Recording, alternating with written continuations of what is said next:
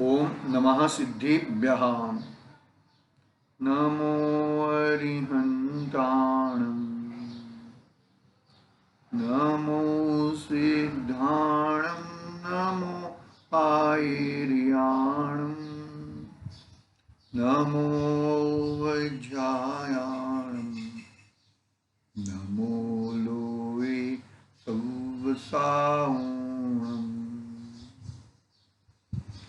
मंगलम भगवान वीरो मंगलम गौतमो गणी मंगलम गुंड गुंडार्यो जैन धर्मो सुमंगलम सर्वमंगल्य मंगल्यम सर्वकल्याणकारितम् प्रधानं सर्वधर्मानं जैनं जयतु शासनं जैनं जयतु शासनं चेतिले चेतन चेत्या विना केम चालसी।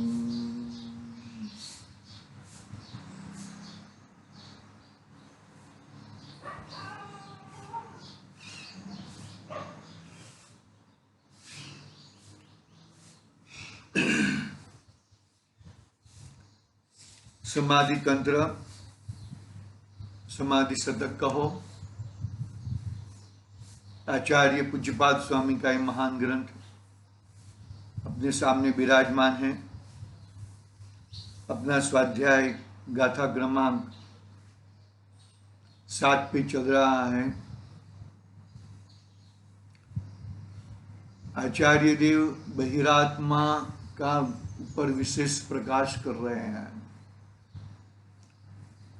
क्योंकि अनादि से आज तक यह जीव बहिरात्मपना में ज्यादा रहा है। क्या कहा? आज तक अनंत जीव है, अनंत जीव राशि में बहिरात्म की संख्या बहुत ही ज्यादा है। अंतरात्मा की संख्या भी है, सम्यक्त्व प्राप्त जीव भी बहुत सारे हैं, नहीं ऐसा नहीं है, लेकिन बहिरात्मा में बहुत जीव है। बहुत दुख है। दुख के कारण क्या है? बहिरात्मपना का कारण क्या है? मोह। मोह तुझे बहिरात्मपना में जुड़ाता नहीं है, लेकिन तू मोह भाव के कारण, मोह के कारण तू उसमें जुड़ जाता है, तू फिसल जाता है। क्यों फिसल जाता है? क्योंकि तूने अपना आत्मा की पहचान नहीं है। तुझे पहचान, आत्मा की पहचान होती तो तू फिसलता नहीं। आई बात समझ में? अनादि से फिसल रहा है, अनादि से चारों गतियों में बहुत सारा समय तो इतर निगोध, नित्य निगोध में घुमाया है। क्यों ऐसा? क्योंकि मोह भाव तुझे खींचता नहीं है, तू खींचा जाता है मोह भाव के कारण। कर्म में ऐसी ताकत नहीं है, कोई भी कर्म में ऐसी ताकत नहीं है कि तू तुझे खींचे, लेकिन तुझे अपने आत्मा का विश्वास नहीं है, अपने आत्मा का भान नहीं है, अपना स्वरूप का भान नहीं है, इसके लिए तू खिंचा जाता है। पकड़ना बात को भैया। भूल स्वयं की है भैया, दूसरों की भूल नहीं है। कर्मों के ऊपर भूल मत डाल। कर्म तो है, कर्म नहीं ऐसा नहीं है। कर्म नहीं ऐसा कौन कहा? कर्म तो है अनादि से, अनादि से कर्म है, लेकिन वो कर्म से जुड़ा जाता है, वो मोह भाव है। मोह भाव से, अरे ये मेरे अच्छे कर्म, ये मेरे बुरे कर्म, ऐसे कर्म मुझे क्यों आ गए। लेकिन वो कर्म के समय, आई बात समझ में? कर्म के समय मैं कर्म रहित हूं उसका भान कर ले, तो कर्म तुझे नहीं दिखेंगे। कमलिनी का पत्र के स्वभाव के समीप जाकर नक्की हो जाता है कि कमलिनी का पत्र पानी में डूबा हुआ होने के बावजूद भी, पानी में डूबा हुआ होने के बावजूद भी वहां पे पानी उसको स्पर्श नहीं करता, पानी से बंधा नहीं रहता, मतलब पानी उसको स्पर्श नहीं करता, कर्म उसको स्पर्श नहीं कर सकते। ऐसे ही आत्मा का स्वभाव देख लो। तो अनादि से बहिरात्मपना क्यों है? क्योंकि तूने अपने आत्मा का स्वभाव पहचाना नहीं है भैया। पकड़ना बात को भैया, पकड़ना। ये बात इतनी मजबूत है, इतनी मजबूताई से पकड़ो कि एक चीज छूटे नहीं। अपनी चीज छूट जाए कैसे हो सकते हैं? कैसे कैसे हो सकता है बताओ मेरे को। अपनी चीज छूट क्यों जाए भैया? दूसरा व्यक्ति मेरे ऊपर राज क्यों करे भैया? स्वराज हमारा हक है? वो तो स्वराज अपना आत्मराज अपना हक है अपनी। अरे तुम कितने भी बंधे हुए हो, आता है ना कहानी में मानतुंगाचार्य देव का भक्तामृत सूत्र में। अरे अपने आत्म देव को जगाओ, कौन से भी ताले खुल जाएंगे, सभी कर्म के ताले खुल जाएंगे। अपने आत्म देव को, अपने ज्ञान देव को, अपने ज्ञान स्वभाव ज्ञान सूर्य को खड़ा कर दो। ये बहुत बड़ी ढाल है, समझ लेना। आचार्य देव हमें बताते हैं कि ये बहुत बड़ी ढाल है तुम्हारे लिए, बहुत बड़ी ढाल है। कुछ गड़बड़ नहीं है, कोई चिंता का विषय नहीं है, बिंदास ज्ञान स्वभावी आत्मा को खड़ा करो। मैं ज्ञान स्वभावी हूं, मैं तो जानने देखने वाला हूं, बस देखो फिर क्या नतीजा आ रहा है। अभी तो कर्तव्य को, कर्म को खड़ा कर करके नतीजा देख लिया, घूम रहे संसार में। एक बार अपने भगवान आत्मा, अपने ज्ञान स्वभावी आत्मा को खड़ा करो। देखो टीका में क्या कहा है कि इंद्रियों के द्वार, ये सब है ना, ये चक्षु इंद्रिय का खड्डा है नहीं, ये कर्ण घ्राण इंद्रिय का, ये रसना इंद्रिय का खड्डा है ना, ये कर्ण इंद्रिय का खड्डा है ना, वो द्वार है। यहां पे द्वार का है, मैं तो खड्डा कहता हूं उसको। वो खड्डा वो तुझे ज्ञान कराने में निमित्त है। वो ज्ञान, उससे ज्ञान नहीं होता, एक बात बरोबर है। और मोह भाव के कारण तू उसमें जुड़ जाता है, ये सब मेरे हैं, ये सब मेरे हैं, ऐसा तू जुड़ जाता है। देखो मैं पढ़ता हूं, यहाँ पे टीका अपनी पढ़ चुके हैं, टीका वापिस पढ़ के आगे हम भावार्थ में जाएंगे आज। इंद्रियों रूप द्वारों से क्या कह दिया? खड्डा कह दिया कि घर के अंदर घुसने के लिए दरवाजा है। दरवाजा वो घर नहीं है, घर तो अंदर है। अंदर ज्ञान स्वभावी आत्मा अंदर विराजमान है। द्वार को ही तू अपना मान लेगा, कैसा चलेगा भैया? द्वार पे खड़ा रहेगा, अरे भाई द्वार है, नहीं ऐसा नहीं है।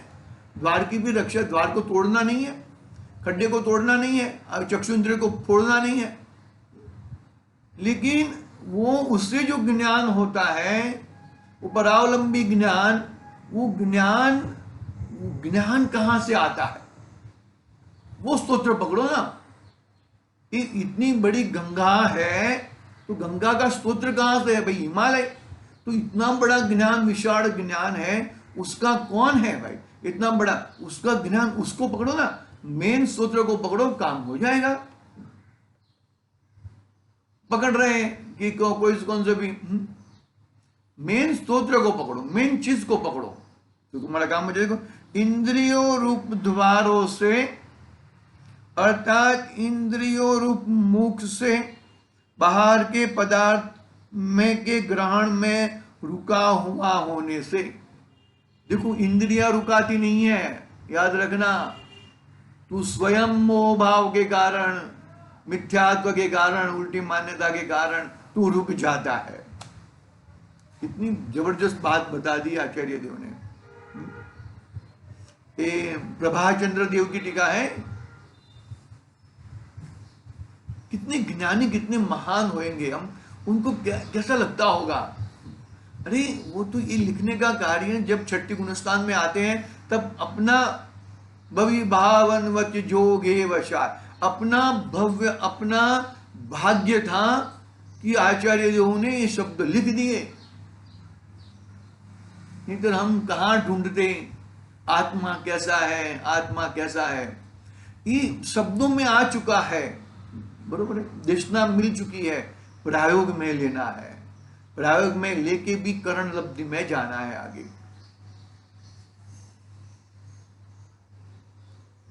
भैया पकड़ना बात को अच्छी तरह से। हाँ, इंद्रियों रूप द्वारों से अर्थात इंद्रिय रूप मुख से बाहर के पदार्थों के ग्रहण में रुका हुआ होने से वह बहिरात्मा मूढ़ात्मा है। वह आत्मज्ञान से परान्मुख अर्थात जीव स्वरूप के ज्ञान से बहिर्भूत है। क्या किया? अरे ये चक्षु इंद्रिय से, कर्ण इंद्रिय से, ये रसना इंद्रिय से, ये द्वार से जो भी तुझे दिखता है वो द्वार से नहीं दिखता है, वो ज्ञान से दिखता है। तेरी उल्टी मान्यता के कारण, मोह भाव के कारण उन सब को तू अपना मान लेता है, लेकिन हकीकत में वो सब तेरे है नहीं। तो उसका नहीं हो सकता, वो तेरे नहीं हो सकते, वो एकदम 100% बात है, वो एकदम साफ सुथरी बात है, इसमें कुछ गड़बड़ करने जैसी बात नहीं है। भैया पकड़ना बात को अच्छी तरह से, समझना। कैसे कैसे मतलब इसमें कैसे घुसे हम, किस तरह से हम घुसे, वो बहुत बड़ी ताकत होनी चाहिए भैया।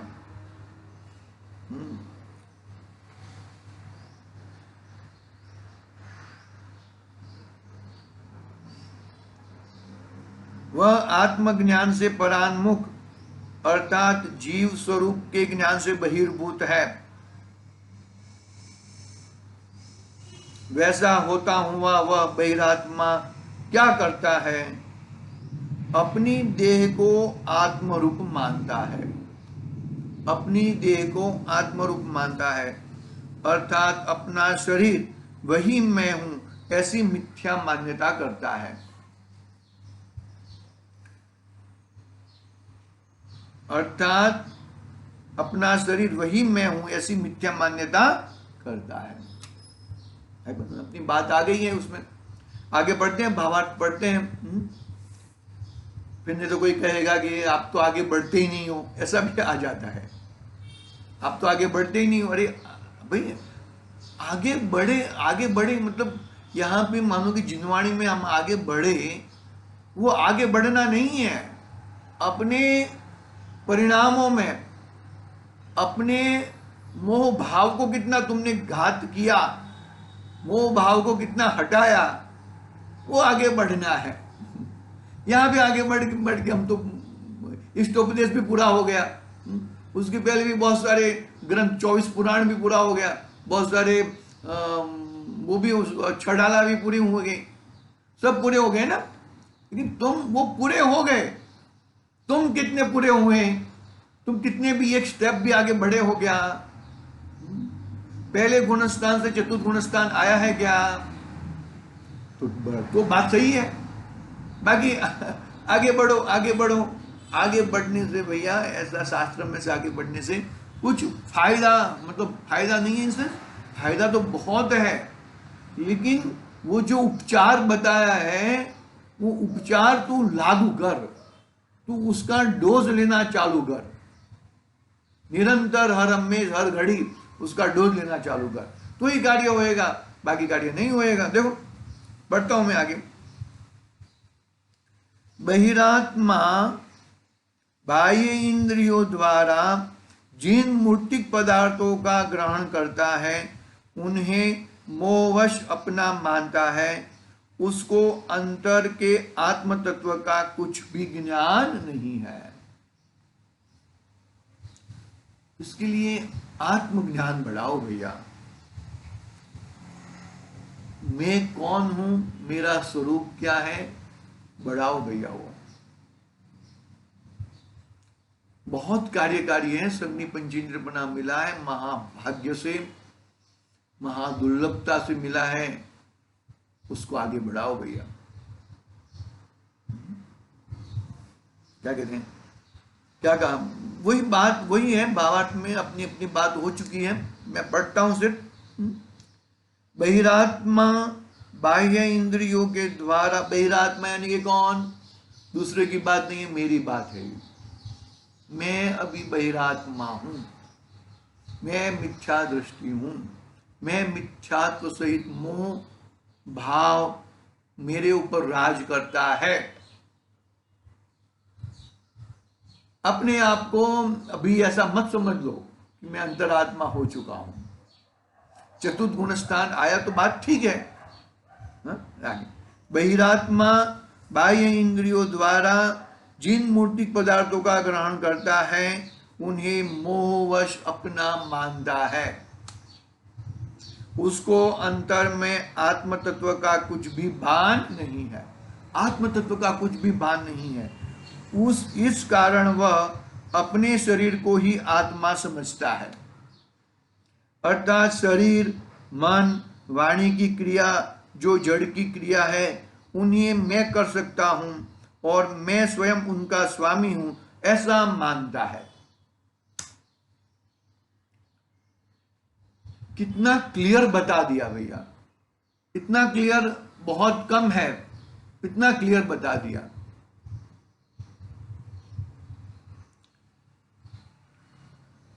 ऐसा मानता है। जीव त्रिकाली ज्ञान स्वरूप है, उसको बहिरात्मा अज्ञानवश नहीं जानता, और बाह्य इंद्रिय गोचर पदार्थ जो मात्र ज्ञेय रूप है उनमें इष्ट अनिष्ट की कल्पना करके अपने को सुखी दुखी, धनवान निर्धन, सुरूप कुरूप, राजा रंक इत्यादि होना मानता है।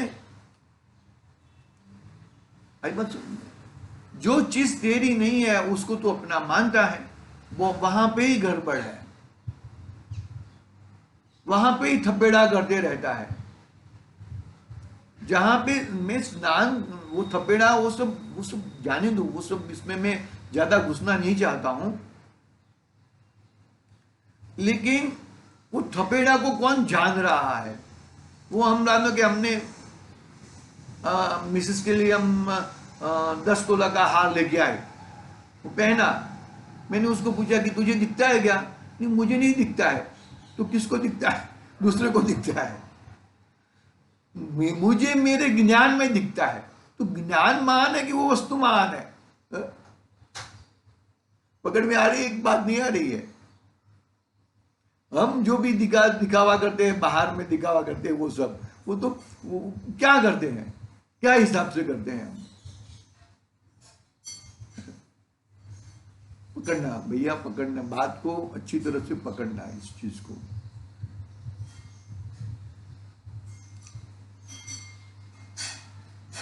इष्ट अनिष्ट कल्पना है, अच्छा बुरा, अच्छा बुरा कल्पना ही करते रहता है, राजा रंग इत्यादि मानते रहता है। आता है ना मेरी भावना में, बुद्धदास जी की ना, राजा राणा छत्रपति हाथिन के असवार, मरना सबको एक दिन अपनी अपनी वार।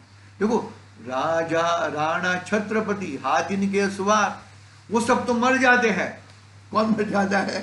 राजा मर जाता है, राणा मर जाता है, छत्रपति मर जाता है, हाथी के असवार मर जाता है, सब लोग मर जाते हैं। तो कौन मर जाता है? अरे वो सब कौन है? वो सब मैं नहीं हूं। आहा, वो सब मैं नहीं हूं। राजा राणा छत्रपति हाथी के असवार, मरना सबको एक दिन अपनी अपनी बात। वो तो पर्याय है, वो तो एक बाहर की वेश है, वो तो आया है, जैसा आया है वैसा चला जाएगा। किसी का अगर रुका नहीं है, किसका रुका है, किसका रुकने वाला है? किसी का रुका नहीं है, किसी का रुकने वाला नहीं है। राजा राणा छत्रपति हाथी के असवार ये सब तो मर जाते हैं, लेकिन मैं नहीं मरता हूं। मैं नहीं मरता हूं यानी कि मेरा आत्मा अजर अमर रहता है। मेरा आत्मा न राजा है, न राणा है, न छत्रपति है, न हाथी के असवार है, न रंक है, न धनवान है। मेरा आत्मा तो ज्ञाता दृष्टा है। वो ज्ञाता दृष्टा था, है और रहेगा। भूतकाल में भी है, वर्तमान में भी है और भविष्य में भी है। कभी उसको कुछ होता नहीं है, कभी कुछ होता नहीं है। ऐसा मेरा आत्मा है, ऐसा मेरा ज्ञान स्वभाविक आत्मा है। उसको मैं मार देता हूं। अरे तुम मार दे या ना मार दे, पछाड़ दे, लेकिन उसको कुछ होता नहीं है भैया। वो सब मर जाते हैं, लेकिन मैं नहीं मरता हूं। क्योंकि देखो, वो तो पर्याय है, वो तो परिवर्तन है। परिवर्तन तो धर्म है, परिवर्तन तो होते रहता है। लेकिन परिवर्तन किस में? जिसका परिवर्तन है उस रूप ही होएगा। पुद्गल का परिवर्तन पुद्गल रूप होएगा और आत्मा का परिवर्तन तो आत्मा रूप ही रहेगा। परिणाम होता है, नहीं होता है ऐसा हम कहां ना बोलते हैं। लेकिन तूने वो चीज को अपनी मान ली है, गड़बड़ कर देता है तू, बहुत बड़ी गड़बड़ कर देता है भैया। वो गड़बड़ को सुधारना चाहिए। अपने हाथ की बात है, दूसरे के हाथ की बात नहीं है। कोई बोले और तुम सुधर जाओ, वो बात में कोई दम नहीं है। तुम्हें उस बात को ग्रहण करना है, उसमें जम जाना है। बस समझ में भैया।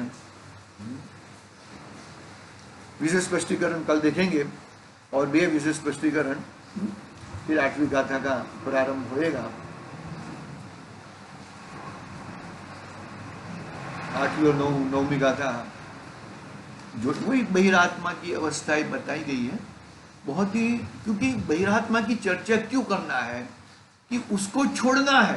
पहले ही कह दिया ना, बहिरात्मा को हे मानकर छोड़, तज। देखो गाथा कौन सी गाथा में थी वो बात? 3री गाथा में थी।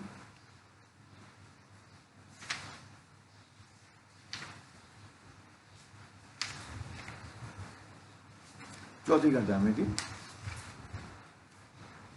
बहिरात्म पद छेद, छेद शब्द वापरा है आचार्य देव ने। बहिरात्मा का छेद कर। वो किसका छेद करना है, वो उसके लिए आचार्य देव बता रहे हैं। तुझे किसका छेद? तुझे आत्मा का भी ज्ञान कराना है और बहिरात्मा का भी ज्ञान करना है, बाहर की चीजों का भी ज्ञान। नहीं तो तू कैसे मानेगा कि ये चीज बहिरात्मपना है? देखेंगे, विशेष स्पष्टीकरण कल करेंगे। आज के लिए ओम नमः सिद्धेभ्यः।